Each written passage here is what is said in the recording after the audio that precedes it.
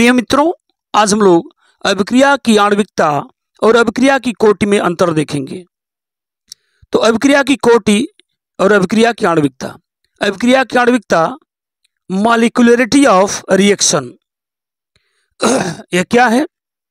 किसी अभिक्रिया में भाग लेने वाले सभी अभिकारकों के कुल अणुओं की संख्या को उस अभिक्रिया की आणविकता कहते हैं। जैसे एग्जाम्पल भी आपको समझा दिया गया है। एग्जाम्पल आपको दिख रहा होगा, हाइड्रोजन का एक अणु है, क्लोरीन का एक अणु है, तो कुल कितने अणु हुए? 2। तो इस अभिक्रिया की आणविकता कितनी होगी? तो एक अणु हाइड्रोजन का, एक अणु क्लोरीन का, तो कुल कितने आणविकता हो जाएगी? 2 हो जाएगी। तो ये बात यहाँ बताई गई है, यानी जितने अभिकारक अणुओं की संख्या होगी उसी को हम अभिक्रिया की आणविकता कहेंगे। अब आते हैं अभिक्रिया की कोटि की बात करते हैं। अभिकारकों के अणुओं की वो न्यूनतम संख्या, उसमें कहा था कि अभिकारकों के अणुओं की कुल संख्या, और यहाँ अभिकारकों के अणुओं की वह न्यूनतम संख्या जिसका सांद्रण यानी मात्रा अभिक्रिया के वेग को प्रभावित करता है, अभिक्रिया की कोटि कहलाती है। ध्यान देंगे, तो यहाँ सभी अभिकारक अणुओं की संख्या को अभिक्रिया की आणविकता कहेंगे। यहाँ सभी अभिकारक अणुओं को नहीं लेना है, सिर्फ उन अभिकारक अणुओं को लेना है जिनकी सांद्रता यानी जिनकी मात्रा अभिक्रिया के वेग को प्रभावित करती है। वह मात्रा, वह संख्या अभिक्रिया की कोटि कहलाती है। अभिक्रिया की कोटि प्रयोगशाला द्वारा ज्ञात की जाती है। इसका मान 0, भिन्नात्मक, ऋणात्मक, धनात्मक कुछ भी हो सकता है। जबकि अभिक्रिया की जो आणविकता होती है वह केवल धनात्मक होगी, पूर्ण संख्या होगी, धनात्मक होगी। जबकि अभिक्रिया की कोटि 0 भी हो सकती है, धनात्मक भी हो सकती है, भिन्नात्मक भी हो सकती है और ऋणात्मक भी हो सकती है।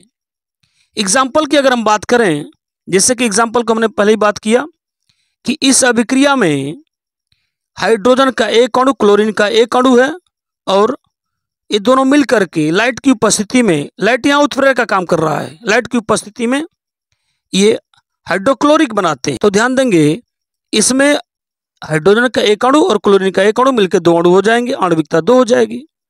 कोटि की बात करें कि इसकी कोटि कितनी होगी, ध्यान देंगे तो इस अभिक्रिया में लाइट उत्प्रेरक का काम कर रहा है, और जब उत्प्रेरक काम करेगा यहाँ, तो इस अभिक्रिया की कोटि 0 होगी। तो ध्यान देंगे, अक्सर अभिक्रिया दे देता है, पूछ लेता है कि यह किस कोटि की अभिक्रिया है, तो इसको ध्यान देंगे। यहाँ लाइट उत्प्रेरक का काम कर रहा है, इसलिए अभिक्रिया 0 कोटि की होगी। दूसरा एग्जाम्पल देख लेंगे हम। एथिल एसीटेट है, जल से क्रिया हो रही है और यहाँ एसिटिक अम्ल बन रहा है और एथिल एल्कोहल बन रहा है। तो आणविकता की बात करें तो एथिल एसीटेट का कुछ नहीं लिखा है, तो एक लिखा 1 लिखा है आगे। तो एथिल एसीटेट का एक अणु है और जल का एक अणु है, तो एक एक मिल करके 2 अणु हो जाएंगे, यानी इसकी आणविकता, इस अभिक्रिया की आणविकता कितनी होगी? 2 होगी। लेकिन कोटि की अगर बात करें तो इस अभिक्रिया का जो वेग है जल की मात्रा से प्रभावित नहीं है, वह सिर्फ एथिल एसीटेट की मात्रा से प्रभावित है, यानी एथिल एसीटेट के सांद्रण से प्रभावित है, यानी मात्रा से प्रभावित है। इसलिए इस अभिक्रिया की कोटि केवल 1 होगी, 1 होगी।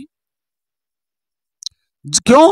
क्योंकि जल की मात्रा से इस अभिक्रिया पर कोई प्रभाव नहीं है, बल्कि एथिल एसीटेट की मात्रा से इस अभिक्रिया पर प्रभाव पड़ता है। और एथिल एसीटेट कितने अणु हैं? 1 अणु है, इसलिए कोटि 1 होगी। उम्मीद करते हैं बात आपको समझ में आ रही होगी।